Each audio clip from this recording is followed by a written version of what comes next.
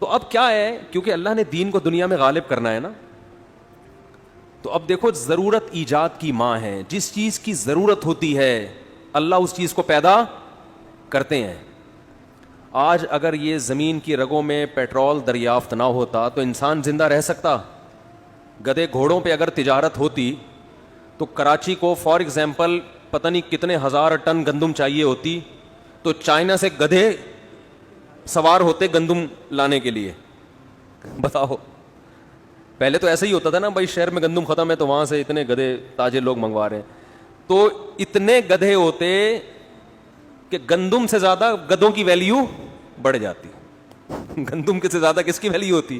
گدھوں کی. سارے گدھے لاتا. اللہ نے نظام بنایا ایک, جیسے جیسے آبادی بڑھ رہی ہے چیزیں مشکل کے بجائے اور آسان ہو رہی ہیں. حالانکہ ہونی چاہیے مشکل, لیکن ہو کیا رہی ہیں؟ آسان. پہلے تجارت مشکل, اب آسان. پہلے خوراک کا حصول مشکل, اب آسان. حالانکہ آبادی کیا ہو رہی ہے؟ بڑھ رہی. تو اللہ کا نظام ہے. تو اسی طرح پہلے آپس میں جو کمیونیکیشن کا سسٹم تھا مشکل, آبادی بڑھنے سے یہ کیا ہو گیا؟ آسان. پہلے دین کی بات دوسروں تک پہنچانا بولو مشکل, اب آسان. اب دیکھو میں اس کی ایک مثال دیتا ہوں. میں نے یہاں ایک بیان کیا تھا کہ ایک ہندو پنڈت صاحب ہیں, نیلے پیلے ہو کے آتے ہیں وہ اکثر, ان کا مذہب ہے, یہاں نیلے کچھ, یہاں کلر کچھ مختلف.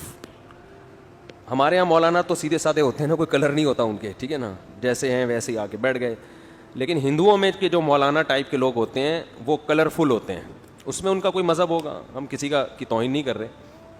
تو مختلف قسم کے, یہاں سے کلر کچھ اور ہے, یہ والا پوز, یہ والے سائڈ پہ کچھ اور کلر ہے. کلرفل قسم کے پنڈت صاحب ہیں, انہوں نے بیان کیا, میں نے فیس بک پہ سنا ان کا بیان, کہ گائے دن میں بھی آکسیجن لیتی ہے اور رات میں بھی, دن میں بھی آکسیجن دیتی ہے, اور یعنی گائے ہماری ماں کیوں ہے, دن میں بھی آکسیجن دیتی ہے اور رات میں بھی, اور بہت سارے دلائل یہ ثابت کرنے کے لیے کہ گائے کیا ہے؟ ماں ہے. اسی طرح میں نے یہ کہا نا کہ بھگوان ہوا میں معلق ہوتا ہے, یہ دیکھ رہے ہیں, یہ نہیں دیکھ رہے کہ اس کے سامنے صبح دودھ رکھا تھا, شام کو ویسے کا ویسے ہی اٹھا لیا.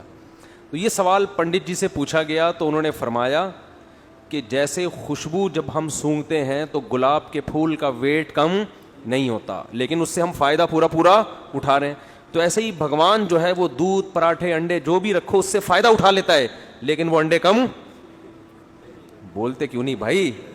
نہیں ہوتے. یہ رپورٹ ہے, ان کی رپورٹ ہے یہ. تو اس پر میں نے بھی اپنا تجزیہ کیا, بھائی جیسے وہ تجزیہ کر سکتے ہیں ہم بھی کر سکتے ہیں نا.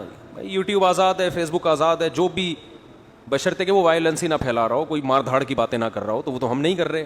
ہم تو ان کا نظریہ پیش کیا, پھر اپنا نظریہ پیش کر رہے ہیں کہ بھائی سوال یہ پیدا ہوتا ہے کہ بھگوان صبح سے لے کے رات تک سونگتا ہی کیوں ہے؟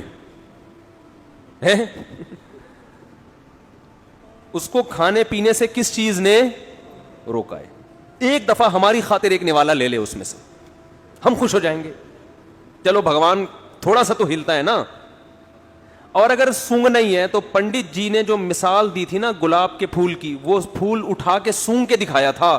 بھگوان اتنا ہی کر لے کہ اٹھا کے روٹی سونگ کے واپس رکھ لے, وہ تو سونگتا بھی نہیں ہے, بیٹھا ہوا ہے بالکل, میں یعنی ادب کے دائرے میں بیٹھا ہوا ہے, ہلنے کا نام بولو نہیں. یہ تمہاری حاجات کیسے پوری کرے گا؟ قرآن کیا کہہ رہا ہے؟ یا ایھا الناس ضرب مثل فاستمعوا لہ. ہمارے حضرت جب یہ آیت تلاوت کرتے تھے نا, ایسے جوش میں ان کی آواز اونچی ہو جاتی تھی اور فرماتے تھے مجھے وجد آ رہا ہے, جوش آتا تھا حضرت کو اس آیت. ایک دفعہ حضرت کا بیان ہم لوگ لکھا کرتے تھے, تو یہ والی آیت جب ہم لکھ رہے تھے تو لکھ کے حضرت کو دکھائی, حضرت نے اس آیت کی تصحیح کریکشن کروائی نا کہ یہ یوں ہے. تو کریکشن کے وقت تو انسان کا لہجہ سیدھا سادہ ہوتا ہے نا, یعنی اس وقت تو بیان بھی نہیں کر رہا, اس آیت کی تلاوت بھی مقصد نہیں ہے. جیسے کوئی آدمی پڑھ رہا ہے قل ھو اللہ احد کو غلط پڑھے تو آپ اس کو سمجھاؤ گے بھائی قل ھو اللہ احد ہے, قل ھو اللہ وحد نہیں ہے, ایسے بتاؤ گے نا, اس میں جوش تھوڑی آئے گا آپ کو.